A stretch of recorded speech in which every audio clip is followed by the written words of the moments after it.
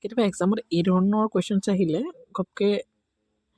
দিল copy যাব নহয়নে কাৰণ এই ধৰণৰ কুৱেশ্যনছ দেখিলে 82 81ৰ স্কোৱাৰ আকৌ তাত আকৌ বেকেট দি পিনি আকৌ কিউব আছে তাতে আকৌ কিউব ৰুট আৰু এইফালে 8 ৰুট আছে গতিকে এই ধৰণৰ কুৱেশ্যনছ অকণমান ডেফিনেটলি টাফ হৈ পৰে আৰু তেনেকৈ ধৰণে কৰিবলৈ গ'লে যথেষ্ট লেণ্ডি হৈ পৰিব আৰু তাতে সুধিছে a+b টো কিমান হ'ব আমাক সুধিছে য'ত নেকি b টো আকৌ তাতকৈ ডাঙৰ দিছে নহয়নে তো এই ধৰণৰ কুৱেশ্যনছ কৰিবলৈ হ'লে DMEত আহিবও পাৰে বা এনেকুৱা ধৰণৰ কুৱেশ্যনছ অহা দেখা আছে গতিকে ইম্পৰ্টেণ্ট হয় আপোনালোকে চাই লওক প্ৰথমতে এইটো আমি উলিয়াম এইটো আকৌ বেলেগকৈ ইয়াত লিখাৰ আমি নকৰোঁ যিহেতু বেছি লেণ্ডি কৰিব বিচৰা নাই ভিডিঅ'টো ইয়াতে এই 81টো দেখিছে ভিতৰৰ ওপৰত মূল সংখ্যা 81 গতিকে 81টো আমি ডাঙৰকৈ ইয়াতে লিখি ল'ম ঠিক আছে তাৰপিছতে এই 2 আৰু 3টো ইয়াত স্কোৱাৰ আছে পেকেটৰ ভিতৰত হয়নে তো 2 × 3 আমি এনেকৈ ওপৰত লিখিম আৰু এনেকৈ মাৰিডাল দি দিম ডিভাইড কৰি দিম যিটো নেকি কিউব ৰুটকেইটা আমি এনেকৈ ধৰণে তলত ডিভাইড কৰি ইনটু কৰি দিম য'ত নেকি ইয়াতে কি হ'ব এই 3টোৱে কেঞ্চেল কৰি যাব 2 1 যা 2 2 4 যা 8 তাৰমানে ইয়াত আমি এইটো লিখিব পাৰোঁ যে 81 = 1/4 যিটো নেকি আমি এইটো লিখিব পাৰোঁ 9 স্কোৱাৰ 1/4 কাৰণ এইটো অলৰেডি 9 স্কোৱাৰ হৈ যাব 81 নহয়নে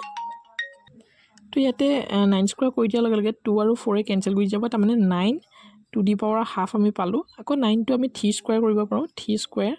1/2 এইটো থাকিবই 2 কেঞ্চেল কৰি যাওঁ 3^1 মানে আমি 3 লিখিব পাৰোঁ তাৰমানে এইটো আমি 3 পাই গ'লোঁ নহয়নে তাৰমানে এই এৰ মানটো আমি 3 পাই গ'লোঁ ঠিক আছে এৰ মানটো 3 পাই গ'লোঁ আমাক এতিয়া লাগে a+b এতিয়া আমি b টো উলিয়াব লাগিব v টো উলিয়াবলৈ একেধৰণে চাওক এইটো একেই আছে 3 আছে দেখিছেনে মূল সংখ্যা 3 আছে আমি ক'ত লিখিম এইডোখৰত লিখি লওঁ মূল সংখ্যাটো 3 আছে লিখি ল'লোঁ 3 লিখি পানি এই ওপৰত আছে 4 × 3 আমি একেধৰণে 4 × 3 লিখিলোঁ ডিভাইডেড বাই 6 × 3 কৰিম 6 × 3 ডিভাইডেড বাই কৰিলোঁ 3 এতিয়া কেঞ্চেলছ 2 2 যা 4 2 3 যা 6 হয়নে তাৰমানে এই বিৰ প্ৰথম অংশটো আমি পালোঁ 3^2/3 এইটো পালোঁ হয়নে 3^2/3 অৰ্থাৎ এইটো পালোঁ বিৰ প্ৰথম অংশ বিৰ ছেকেণ্ড অংশটো আমি কৰিব লাগিব ছেকেণ্ড অংশটো এইটো আছে আমি এইটো এইখিনিতে কৰিম ইয়াতো 3 আছে মূল সংখ্যা 3টো আমি লিখিলোঁ আৰু ইয়াত 2 আৰু 6 আছে দেখিছে 2 আৰু 6 আমি ওপৰত লিখিলোঁ ইনটু কৰি আৰু 6 আৰু 6 তলত লিখিম আমি 6 আৰু 6 আমি কেঞ্চেল কৰিম 2 1 যা 2 2 3 যা 6 তাৰমানে এইটো আমি লিখিব পাৰিম 2 1/3 হয়নে এইটো লিখিব পাৰোঁ বিৰ ছেকেণ্ড পাৰ্টটো এই পাৰ্টটো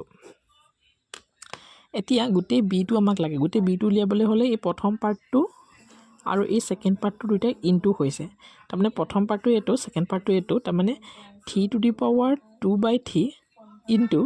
3^1/3 ইনটু কৰিলোঁ এতিয়া ইনটু কৰিলে এই দুটা একেই আছে তাৰমানে 3 আমি লিখিম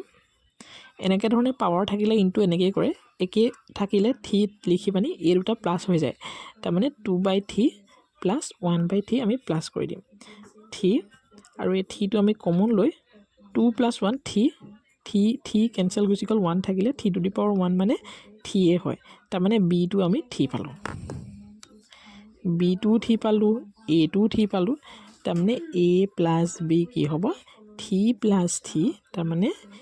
a+b = 6 ইজি লাগিলেনে আপোনালোকৰ যদি ইজি লাগিলে লাইক কমেণ্ট শ্বেয়াৰ কৰিবলৈ নাপাহৰিব